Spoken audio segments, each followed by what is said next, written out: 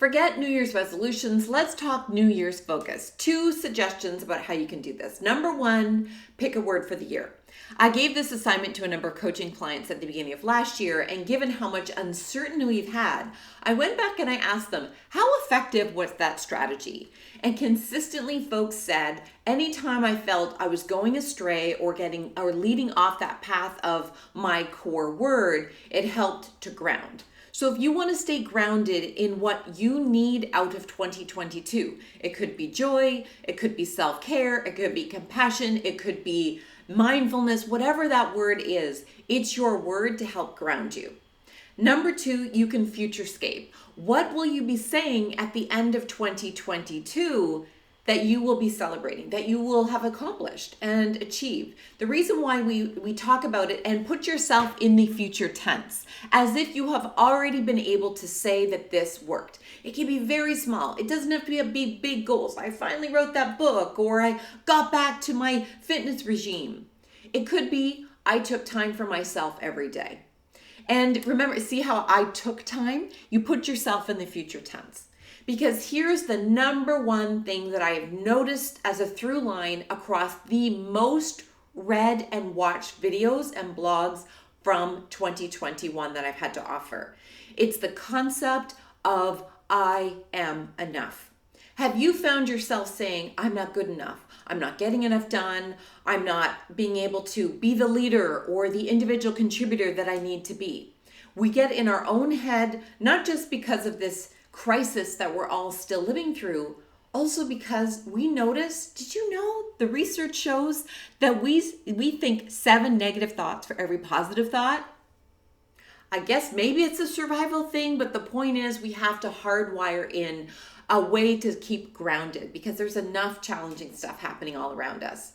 So I want to share with you a few vlogs that you may have missed, and if you haven't missed, it may be helpful to go back to. Number 1, especially for those of you in COVID and anyone in a formal leadership role where you've questioned, have I done a good enough job? I interviewed a CEO, Andrew Williams, and I asked him a year in review, what has he learned? What has he learned as a CEO, very experienced in COVID? And the number 1 thing I pulled out from that half-hour really juicy interview was that the philosophy as a leadership team was, we did the best we could yesterday, so now we have more insight to today. See how that fits with the good enough, I am enough philosophy? Is you have to believe that even if you would do things very differently, even if you made mistakes, even if the insight, the decision that you made was based on what you now know is incomplete information, you did the best with what you had. The other video that's been incredibly well watched and shared is about how you as a leader, and this doesn't have to be a formal leader.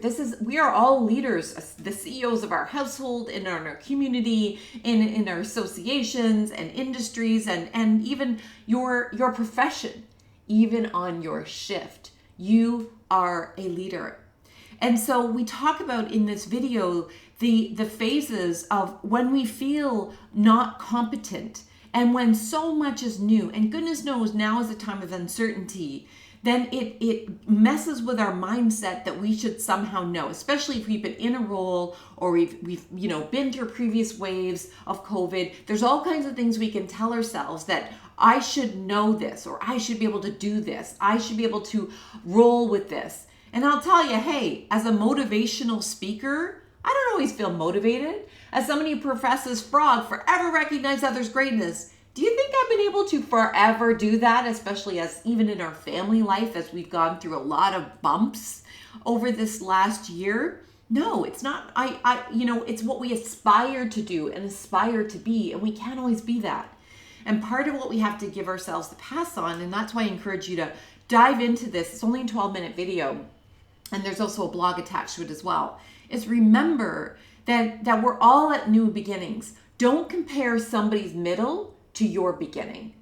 And that includes yourself with yourself. Don't compare your middle of where you were, let's say 3 years ago, to your beginning of whatever you're dealing with right now. The third one is about dealing with negative people, right? And I know many of you have heard me say a complaint's merely a poorly worded request. And yeah, sometimes we can make it our mission to turn somebody around and make sure that they feel recognized and valued and appreciated. And that does truly shift things. And how do you deal with that in the moment? When you're frustrated, you're exhausted, you're burnt out? Well, this really fun video full of animations is based on a really powerful conversation with a number of leaders, middle managers, who were trying to figure out how do they deal with this influx of negativity. And you've probably been dealing with that in your world somewhere or multiple places in your world. And we compared it to a zombie apocalypse. So, if you sometimes feel like you're leading in the middle of a zombie apocalypse, you may find some humor and really, really practical tools. There's all kinds of tools here.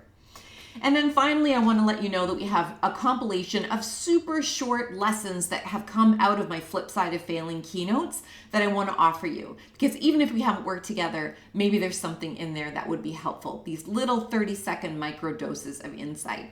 You're welcome to consume them and share them and move forward. Remember, my friends, you are doing the best you can, and the best you can is absolutely good enough. Perfectionism, we win no medals at the end of our life if we have always aimed for perfectionism. If anything, it might shave off our joy as we live our life. So as you move into 2022, as I say, find a way of grounding yourself in what does good enough look like. And that can be grounding yourself in a word and staying true to that word. It could be identifying what you will be saying by the end of 2022 and you give yourself a pass that particular day or moment or conversation. Because yes, that's not the moment by March 21st at 9 in the morning that you have achieved that thing that you want to be saying by the end of the year. What will you be saying at the very end of it? And therefore you are on the road to that. By the way, if you would like lots of juicy insights and resources to walk you through every week of the year, how to stay focused on your greatness, we actually have a program called Your Great Year. So we'll put some information below so that you can check that out. In the meantime, remember, you are already greatness. You have nothing to prove. Even when you don't believe it in yourself, it is absolutely indisputably true. Thank you for everything you have done for your family, for your workplace, for your community, for your association to get to this point. You are not just a survivor, you are a take charge thriver. And I so appreciate you, and I so appreciate that you come back to get a dose of greatness every single week. Be well, my friends, be safe, and remember, I'm here for you. I will put a link below, and this is a one-time link that I'm going to share with you because you watched to the end of this video. If I can help you at the beginning of 2021, let's have a 15-minute coffee chat, and I'll make that link available for the month of January. So if you want to have a quick chat one-on-one with me, I'm here for you, my friends, and grab that while it's available. Thank you so much again. Stay well, be safe, and wishing all the best to your family too.